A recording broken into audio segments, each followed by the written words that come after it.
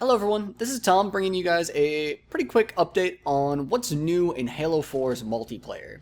So the first and biggest thing that's new is in Team Slayer at least, it's been confirmed in Team Slayer, it could be true in other game modes as well, there's going to be instant respawn. So no longer will there be the countdown that you have to wait, you just can hop right into the action immediately. Which is, not a big change in terms of how the game plays in general, I feel, but is kind of a big change in terms of how it'll feel to play it. Obviously, that'll be, a lot brisk, and it'll feel a lot less bad if you're just getting totally crushed in a game. Another big change is that there's going to be custom loadouts.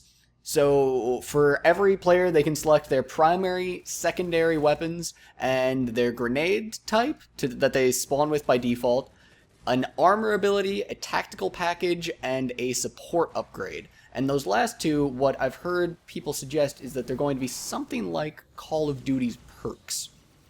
So that's kind of exciting, I think. I don't have anything wrong with borrowing ideas from other games. That's cool. And I'm sure that it'll have its unique twist on it as well. Another huge change is Infinity Ordnance. That's the term for this. And what it means is that power weapons like your sniper rifles, your rocket launchers, are no longer going to spawn in one spot on a given map. They're going to actually drop in pods onto the map so that there's sort of this dynamic sort of...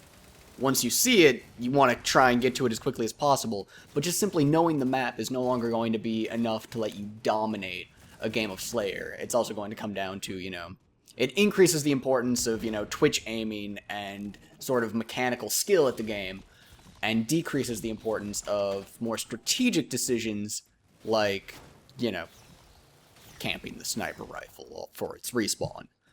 Another little sort of cosmetic change is that there are team emblems and team names that you can customize. They haven't quite elaborated on how you get to be the person that selects your team name or emblem. Maybe that's just random or whatever, but it's kind of cool, so you can have like the wolf team against the unicorn team or whatever.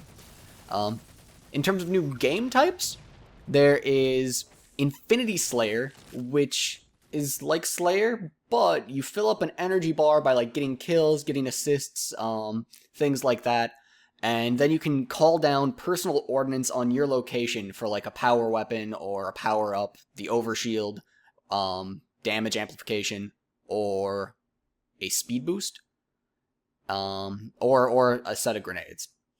When I hear those choices, I think who would ever choose grenades, but apparently you can choose grenades if you want. So that's just kind of a cool twist on Slayer. Another one is Regicides. In this game type, the first place person is made the king, and they're revealed on everyone's map, and they're also worth more points. So not just actually on the radar, but on the heads-up display. If you're looking through a wall at them, you can see that that's their location. So this is sort of obviously designed to be a little bit more fun if one person happens to be way better than everyone else. So, alright, you're really good. That's great. You've got a lot of points, but now you're worth a lot of points, and everyone knows exactly where you are at all times. So, good luck with that. Extraction is another new game type. This is basically a cap and hold game type, so you've got to have someone go to this specific point and point at it and, like, activate this orb, and then your team has to defend it for a certain amount of time after that happens, before it is cleared from the map, and your team gets a point for that. And so there'll be like 5 or so orbs on a map, whatever, and so the team that gets 3 wins. I don't know if they're going to cut the map short once a team has already inevitably won.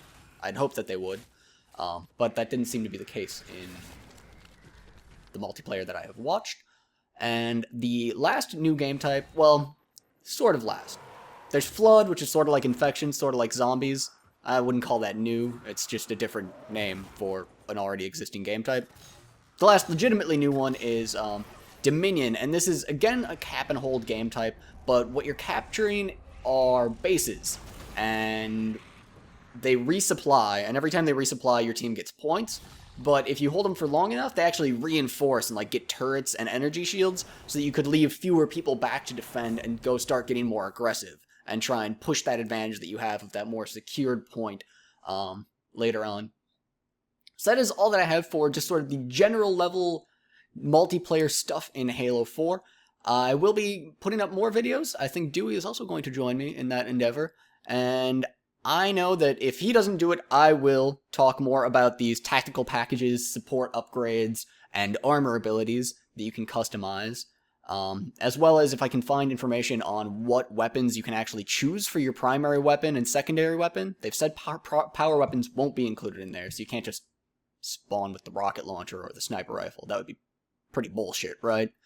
But those other upgrades that are supposed to be sort of like perks in Call of Duty, I would like to talk to you guys about that. And I would also like to talk to you guys more about the weapons. So look forward to those videos. Please leave a like if you would like to see more super excited Halo 4 coverage in the future. And I will see you guys next time.